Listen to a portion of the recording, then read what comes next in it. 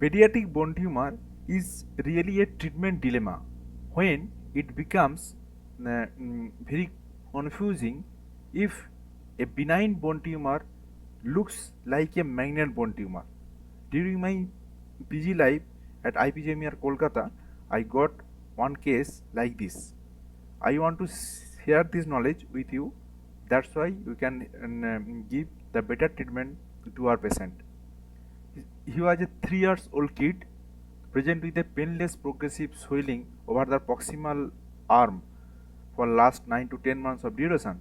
There was very slow going without any constitutional symptoms, and it was 10 into 10 centimeter tense globular mass increasing with vena permanency. It was non-tender, well defined, rubbery in consistency, and surface was smooth, skin was tense but free from underlying structure arising from the metaphyseal region of the and the shoulder joint was free, and there was no neurovascular deficit at present, and there was no such swelling all over the body, and there was no other any swelling like and calf and bone pain of the child, and there was no family history of any tumor also.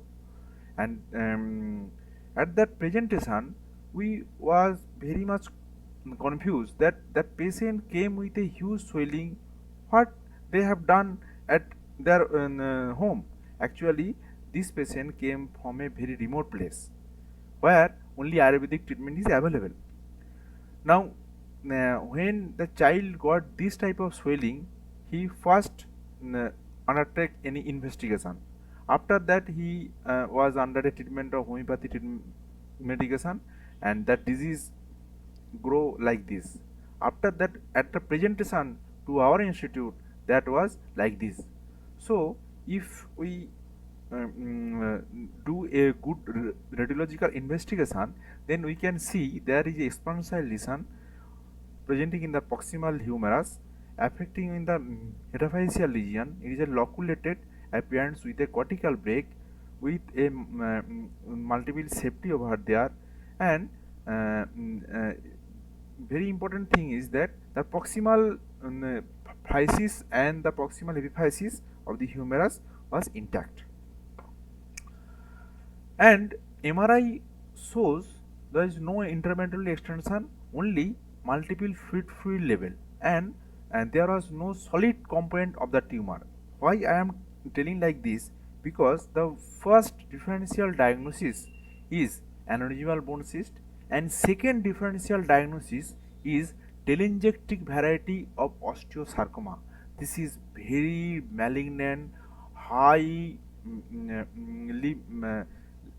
bad prognosis, very bad prognosis, and there is rapid growing tumor, telangiectatic variety of osteosarcoma. In that case, the tumor will be pulsatile, and patient will die within 6 to 9 months because of metastasis. And if you don't get any solid component of the tumor in the MRI, then you are in safe zone. But this multiple fluid level doesn't mean that it is in a case of aneurysmal bone cyst, because if you miss by any chance, then you will fall in the soup. You can cut this tumor, and you will contaminate whole the area neurovascular structure as well as the physis, and not only it we will jeopardize the local tissue, as well as we will endanger the life of the patient. And this type of procedure is called Hoops procedure, WH Hoops procedure.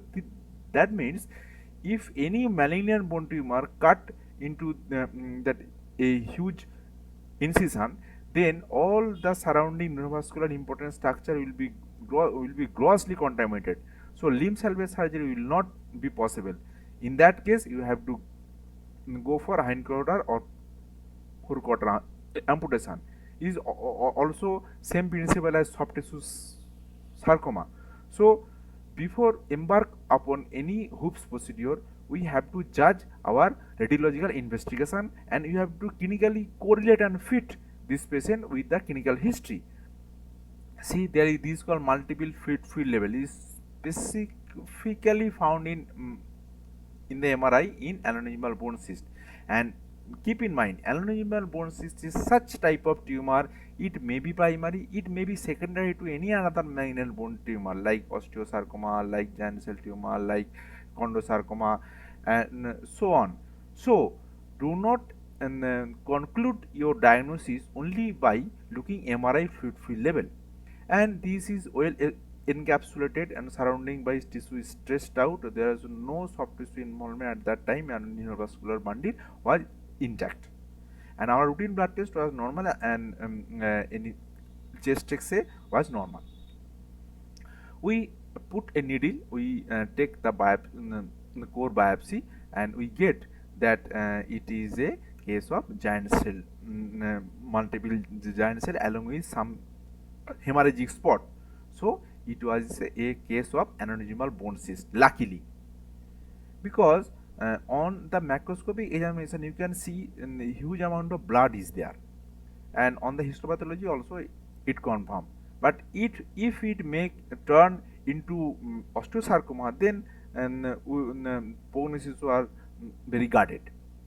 And regarding the biopsy, I must say one thing: if you get any solid component, like this is the loculated component, this is loculated component, but if you get a special solid component within the tumor, then you must target your needle through under CM after getting preparation by pre-operative MRI, and you have to target the special area where we have to take biopsy. Otherwise, we can miss a telangiectatic osteosarcoma also, and we have done this according to the principle.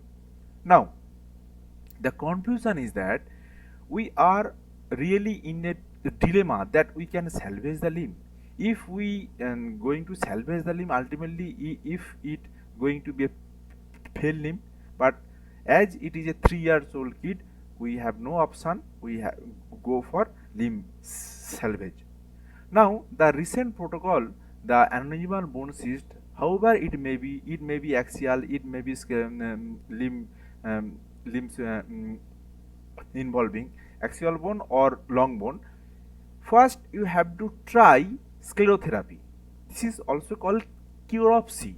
That means we will put a needle and we will curate all the material over there under CM, and after the curettage of or scraping of the cavity and aspiration of the cavity with a wide bore needle, we will put a sclerosing agent which is used in the treatment of anal piles. This is called pitocanal. This pitocanal will cause a aseptic inflammation and the scarring of the endothelial tissue. As it is a reach of blood vessels, then this area will go into sclerose. But after one sclerotherapy injection and curopsy, we didn't get too much of reduction of the tumor size, only the facial septa and some 2 to 3 the margin of sclerosis. But this is not satisfactory in compared to the early X-ray.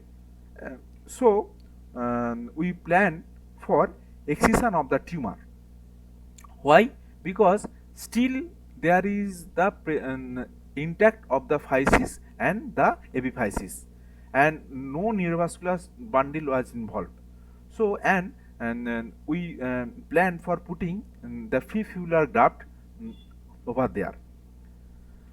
Now, intraoperatively there is a huge membranous structure. We cut it out and we put a fibular graft by multiple KOR fixation. This is the immediate post-op X-ray with a slab, and this is the head, and this is the stuck graft, and this is the intermedullary KOR and multiple KOR like that. After that, 2 months post-op the struck duct getting incorporated, and there was no distal neurovascular deficit, but a small amount of sagging of the head. At the we remove some gear which may damage the neurovascular bundle. After that, there was a small bending of the intermediary nail and or K-wire, and but there was a good abduction, and we can see the head again regenerate it is own, and the whole fibular graft getting incorporated within the humerus bone. And after 1 year follow up, we can get a proper hand function: hook, hold, grabs, and pinch. And after 1 year, he can do everything with his own hand because it was his dominant hand. Okay. And at 2 years follow up, we remove everything. There was only sagging of the humeral head, but whole humeral head and the graft is regenerated and incorporated within this humerus. It became a new humerus to the patient, and this child doing everything with his the operated limb. Only subluxation of the humeral head, and there is a bad scar, but there was no neurovascular deficit at that time. It was a history where we put this patient in our best knowledge and best effort, but we also get some history like this. This was a case of pathological fracture of the proximal femur at outside at any center. What they have done without biopsy, they have put a plate, but after that he land upon this type of huge swelling. This is the osteoid mass. Whole area is contaminated. It's called Hoops posterior.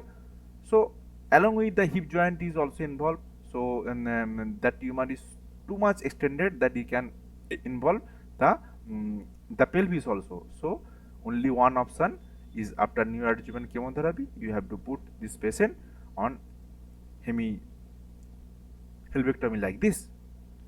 So our aim or moral of the story from this history and this case is do no harm to our patient, and this is our my request to my all juniors and my colleagues, that you have to think twice before putting any knife to our patient.